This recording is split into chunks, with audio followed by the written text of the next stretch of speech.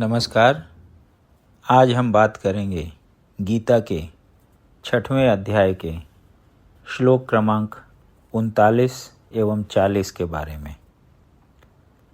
एतन्मे संशयं कृष्ण छेत्तुमर्हस्य शेषतः त्वदन्यः संशयस्यास्य छेत्ता न ह्युपपद्यते।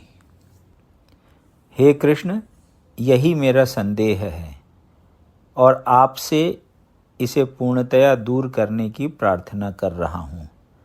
आपके अतिरिक्त अन्य कोई ऐसा नहीं है जो इस संदेह को नष्ट कर सके।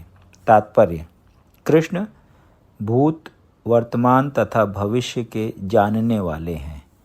भगवत गीता के प्रारंभ में भगवान ने कहा है कि सारे जीव व्यष्टि रूप में भूतकाल में विद्यमान थे, इस समय विद्यमान हैं और भवबंधन से मुक्त होने पर भविष्य में भी व्यष्टि रूप में बने रहेंगे।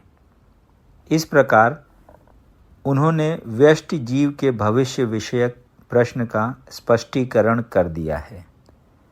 अब अर्जुन असफल योगियों के भविष्य के विषय में जानना चाहता है। कोई न तो कृष्ण के समान है, न ही उनसे बड़ा। तथाकथित बड़े बड़े ऋषि तथा दार्शनिक जो प्रकृति की कृपा पर निर्भर हैं, निश्चय ही उनकी समता नहीं कर सकते। अतः समस्त संदेहों का पूरा उत्तर पाने के लिए कृष्ण का निर्णय अंतिम तथा पूर्ण है, क्योंकि वे भूत, वर्तमान तथा भविष्य के ज्ञाता हैं, किंतु उन्हें कोई भी नहीं जानता। कृष्ण तथा कृष्ण भावना भावित व्यक्ति ही जान सकते हैं कि कौन क्या है। श्री भगवान उवाच: पार्थ नैवेह नामुत्र विनाशस्तस्य विद्यते न हि कल्याणकृत कश्चिद् दुर्गतिम तात गच्छति। भगवान ने कहा, हे प्रथापुत्र, कल्याण कार्यों में निरत योगी का न तो इस लोक में और न परलोक में ही विनाश होता है। हे मित्र, भलाई करने वाला कभी बुराई से पराजित नहीं होता। तात्पर्य: श्रीमद् भागवत में 1.5.17 में श्री नारद मुनि व्यास देव को इस प्रकार उपदेश देते हैं। त्यक्त्वा स्वधर्मं चरणाम्बुजं हरेर्भजन् पक्कोऽथ पतेत्ततो यदि यत्र क वा भद्रभूदमुष्य किम को वार्थ आप्तो अभजताम स्वधर्मतः। यदि कोई समस्त भौतिक आशाओं को त्याग कर भगवान की शरण में जाता है तो इसमें न तो कोई क्षति होती है और न पतन। दूसरी ओर अभक्त जन अपने अपने व्यवसायों में लगे रह सकते हैं, फिर भी वे कुछ प्राप्त नहीं कर पाते। भौतिक लाभ के लिए अनेक शास्त्रीय तथा लौकिक कार्य हैं। जीवन में आध्यात्मिक उन्नति अर्थात कृष्ण भावनामृत के लिए योगी को समस्त भौतिक कार्यकलापों का परित्याग करना होता है।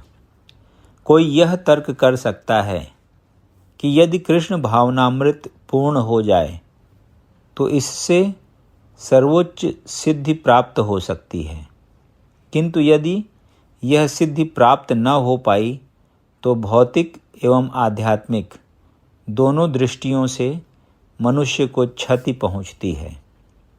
शास्त्रों का आदेश है कि यदि कोई स्वधर्म का आचरण नहीं करता तो उसे पाप फल भोगना पड़ता है। अतः जो दिव्य कार्यों को ठीक से नहीं कर पाता उसे फल भोगना होता है। भागवत पुराण आश्वस्त करता है कि असफल योगी को चिंता करने की आवश्यकता नहीं है। भले ही उसे ठीक से स्वधर्माचरण न करने का फल भोगना पड़े तो भी वह घाटे में नहीं रहता, क्योंकि शुभ कृष्ण भावनामृत कभी विस्मृत नहीं होता। जो इस प्रकार से लगा रहता है वह अगले जन्म में निम्न योनि में भी जन्म लेकर पहले की भांति भक्ति करता है। दूसरी ओर जो केवल नियत कार्यों को दृढ़तापूर्वक करता है, किंतु यदि उसमें कृष्ण भावनामृत का अभाव है तो आवश्यक नहीं कि उसे शुभ फल प्राप्त हो। इस श्लोक का तात्पर्य इस प्रकार है, मानवता के दो विभाग किए जा सकते हैं, नियमित तथा अनियमित। जो लोग अगले कर्म तथा मुक्ति के ज्ञान के बिना पाशविक इंद्रिय तृप्ति में लगे रहते हैं वे अनियमित विभाग में आते हैं। जो लोग शास्त्रों में वर्णित कर्तव्य के सिद्धांतों का पालन करते हैं वे नियमित विभाग में वर्गीकृत होते हैं। अनियमित विभाग के संस्कृत तथा असंस्कृत, शिक्षित तथा अशिक्षित, बली तथा निर्बल लोग पाशविक वृत्तियों से पूर्ण होते हैं। उनके कार्य कभी भी कल्याणकारी नहीं होते, क्योंकि वे पशुओं की भांति आहार, निद्रा, भय तथा मैथुन का भोग करते हुए इस संसार में निरंतर रहते हैं, जो सदा ही दुखमय है। किंतु जो लोग शास्त्रीय आदेशों के अनुसार संयमित रहते हैं और इस प्रकार क्रमशः कृष्ण भावनामृत को प्राप्त होते हैं, वे निश्चित रूप से जीवन में उन्नति करते हैं। कल्याण मार्ग के अनुयायियों को 3 वर्गों में विभाजित किया जा सकता है। 1. भौतिक संपन्नता का उपभोग करने वाले शास्त्रीय विधि विधानों के अनुयायी। 2. इस संसार से मुक्ति पाने के लिए प्रयत्नशील लोग। 3. कृष्ण भावनामृत के भक्त। प्रथम वर्ग के अनुयायियों को पुनः 2 श्रेणियों में विभाजित किया जा सकता है, सकाम कर्मी तथा इंद्रिय तृप्ति की इच्छा न करने वाले। सकाम कर्मी जीवन के उच्चतर स्तर तक उठ सकते हैं, यहाँ तक कि स्वर्ग लोक को जा सकते हैं, तो भी इस संसार से मुक्त न होने के कारण वे सही ढंग से शुभ मार्ग का अनुगमन नहीं करते। शुभ कर्म तो वे हैं जिनसे मुक्ति प्राप्त हो।